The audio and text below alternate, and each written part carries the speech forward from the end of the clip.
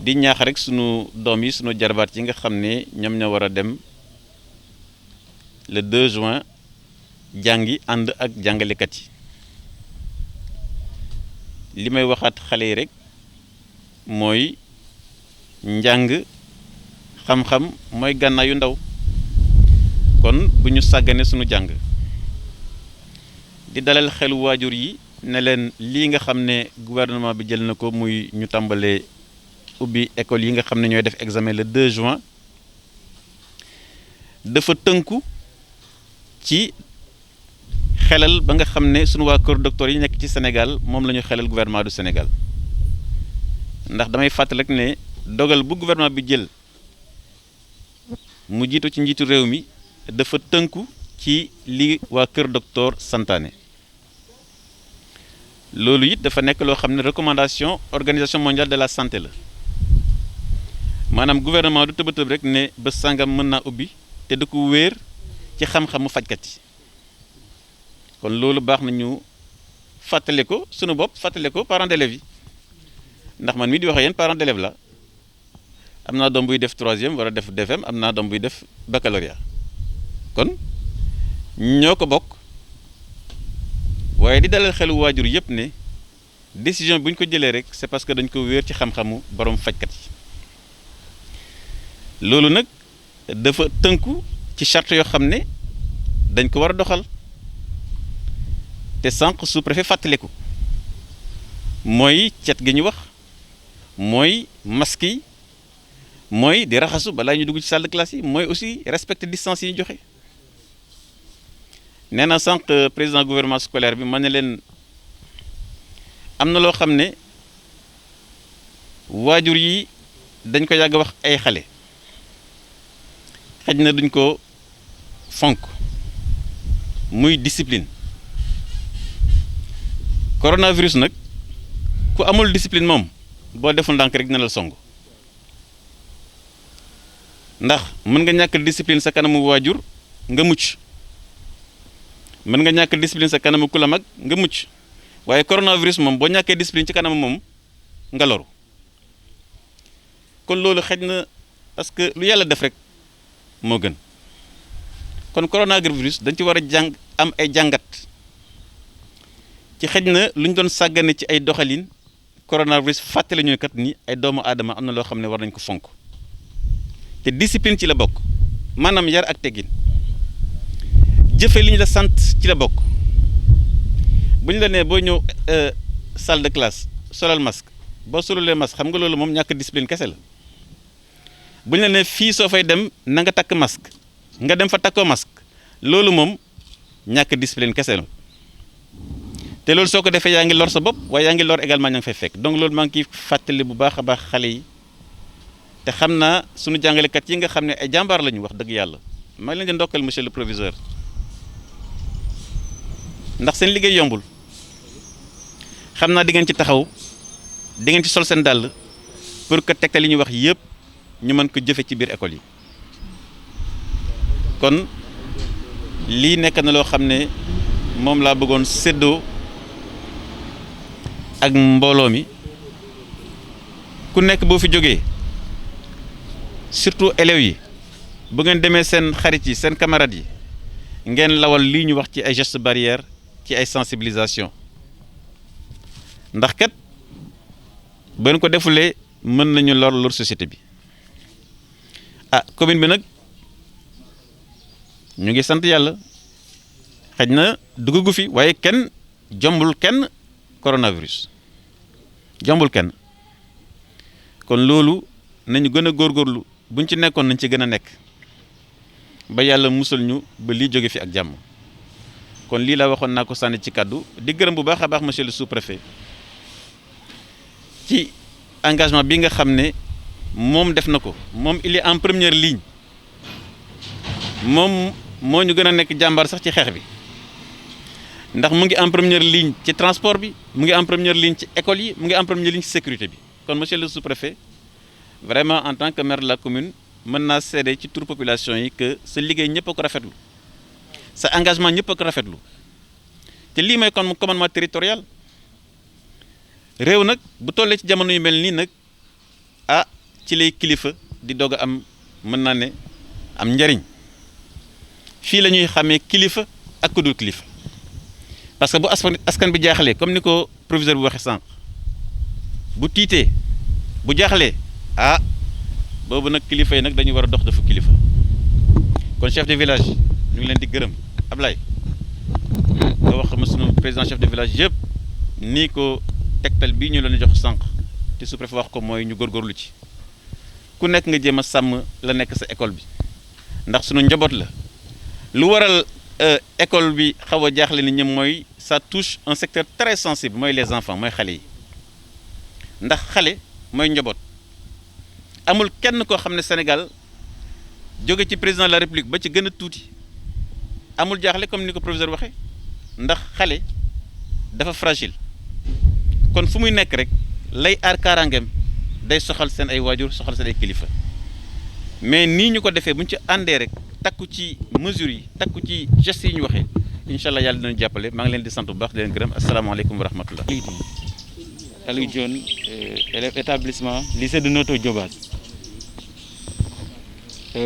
maa ngi nuyu ñëpp di jiitale nuyoo bi si kii ak monsieur le maire monsieur Alioune Sarr ak monsieur le sous-préfet teg ci les personnels ici présents muy les censeurs les proviseurs les principaux les directeurs d'école et les chefs de village. Vraiment initiative mu doon loo xamante ni vraiment rafetlu nañ ko trop mu doon loo xamante ni kontaan nañ si trop it aussi parce que bu dul dara on a des mots à dire parce que ça fait des mois ay weer a ngi nii ñu toog jànguñu mu doon loo xamante ni vraiment métti nañu trop surtout ci côté élèves yi yoo xamante ne maanaam amuñu les moyens yoo xamante ne mooy tax ñu mun a am ay cours comme les cours en ligne. di rafetlu waaye aussi di remercier waale aussi professeurs yoo xamante ne maanaam ñoon jàppale ci les cours en ligne ñu kontaan si trop di leen remercier waale aussi ma ñëw ci concernant maladie bi mooy Covid 19 bi mu doon loo xamante ne vraiment doon maladie boo xamante ne c'est très contagieux mu doon loo xamante ne pour mu lawee dafa gaaw trop mu doon loo xamante ñun ñëpp war a ci prêter attention muy ñu xool concernant les matuwaay. mooy yi ñu jël nii mu doon loo xamante ni kontaan nañ si trop que notre cher maire a amené muy les gels antiseptiques muy thermoflash yi muy masque yi mu doon loo xamante ni dañ ci kontaan trop parce que le 2 doon na loo xamante ne d'une part mun naa wax ni c'est un peu risqué d'autre part non parce que seetlu nañ ni vraiment les dispositions ñëw nañ te mat nañ. ñu doon loo xamante ni kontaan nañ ci trop pour le retourner le 2 te pare nañ aussi pour le retourner le 2 parce que gis nañ les dispositifs sont prêts mu doon loo xamante ne ça nous rassure et en passage ñu ngi remercier monsieur le maire Alioune Sarr parce que vraiment doon loo xamante ne moom kontaan nañ ci trop ci disposition yu mu jël pour retourner le 2 et vraiment di remercier waale aussi monsieur le maire et aussi di remercier waale aussi le président de la musique il s'agit Aloyse Mbaye di kontaan ci moom trop parce que bu demee ba ñu nekk fii yàlla ak moom moo tax parce que vraiment mu doon loo xamante ni conscientiser nañu waxtaan ak ñun vraiment ba tax ni mu waral suñu nekk fii en tout cas ñu ngi leen di wax au nom du représentant de tous les établissements vraiment nous sommes prêts à retourner dans les salles te mu doon loo xamante ni wax dëgg yàlla dañ kaa yàgg a bëgg mais lu yàlla di dogal moom jaam ji mënu ci dara et vraiment j'aimerais venir ci benn côté concernant mooy manquement d'eau bi ci parce que am na école yoo xamante ne un des présidents m'a signalé am na école yoo xamante ne maanaam dañoo am manquement d'eau te loolu vraiment doon loo xamante ne avec ces maladies là et on dit l'eau est indispensable à la vie donc ndox daa war a doon loo xamante ne dafa war a am et maa ngi remercier en passage encore une fois notre cher monsieur Alissa sous-préfet et le président Aloyse Mbaye merci beaucoup. Merci. Monsieur Alioune Lam proviseur du lycée de Notto Diobass. ndaje bi ñu réunir tey dafa am solo ndax day wone passe ak engagement de monsieur le maire au service de population du Diobass ndax dafa bëgg a développement devenir ak des populations du Diobass bi ñu waxee ni école day ubbi le 2 ñun ñëpp ci jaaxle la ñu nekkoon jaaxle ndax affaire bi du lu yomb maladie bi bu garaaw la waaye à travers le geste d'aujourd'hui la remise de masques de gel hydroalcoolique et de thermoflash monsieur Alioune Sarr monsieur le maire jox nañu jumtukaay yu ñu mën a jànkonteel mbir mi yaakaar naa ni lépp lu ñu amoon comme ci tànge dañ na tey et nous sommes prêts à relever le défi ñoo ngi koy sant di ko gërëm ci taxawaayam ci wetu population yi. de Noto a prévu de remettre aux établissements scolaires les lots dont je vais vous citer. Donc il y aura 88 cartons de gel sanitaire. Ce sont des cartons de 12. Il y aura 45 thermoflash, 300 lavoirs, 2000 masques qu'on va compléter. Donc il y aura au total de 6000 masques pour les enseignants et les élèves qu'on va remettre au personnel enseignant. Donc voici la liste du don de la mairie à travers monsieur le maire Alioune Sarr que nous allons remettre au personnel enseignant ici présent. Depuis cet établissement et du personnel enseignant. Je voudrais tout d'abord remercier monsieur le sous-préfet pour son engagement dans cette lutte contre la pandémie du Covid-19. Remercier les chefs de village, au premier rang desquels leur président, le président Abdoulaye Thiandoum. Remercier le corps enseignant, dont le proviseur de Noto a porté le message. Les encourager également dans cette lutte dans laquelle ils sont très impliqués. Ils sont impliqués en tant que citoyens, ils sont impliqués en tant que père ou mère de famille, mais surtout ils sont impliqués en tant qu'éducateurs. Et c'est ça la grande responsabilité qu'ils ont et qu'a évoqué monsieur le proviseur du lycée de Noto qui a parlé à leur nom. Oui, quand vous avez la responsabilité de l'éducation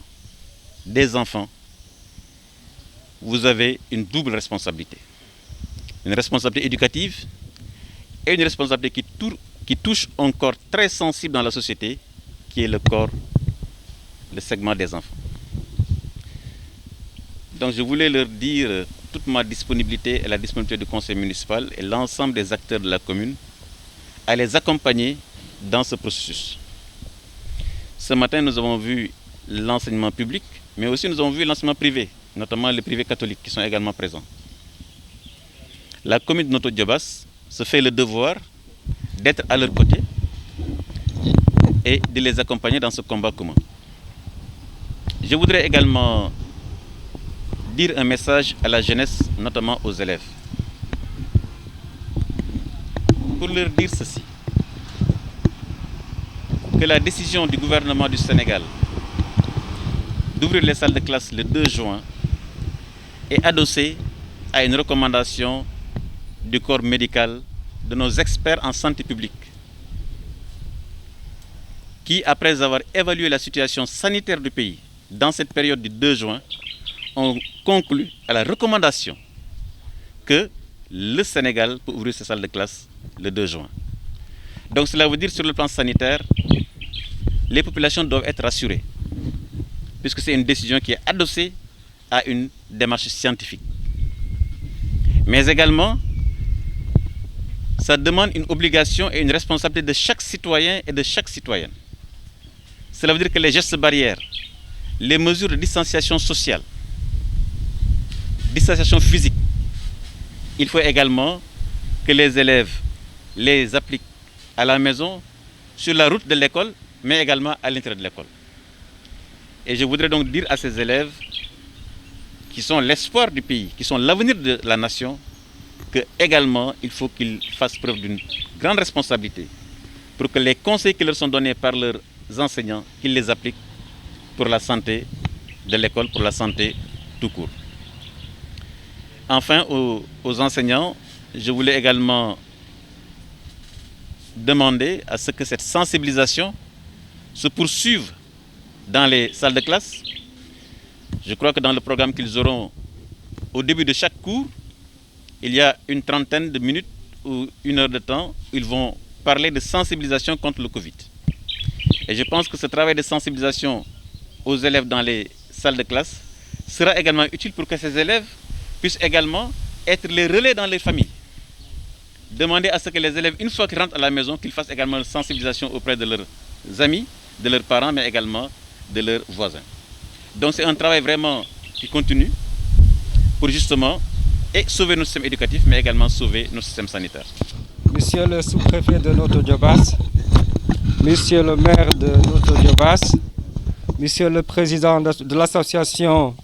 des chefs de village du Diobass, chers collègues chefs d'établissement, chers parents d'élèves. La cérémonie qui nous réunit aujourd'hui revêt un cachet plus que symbolique.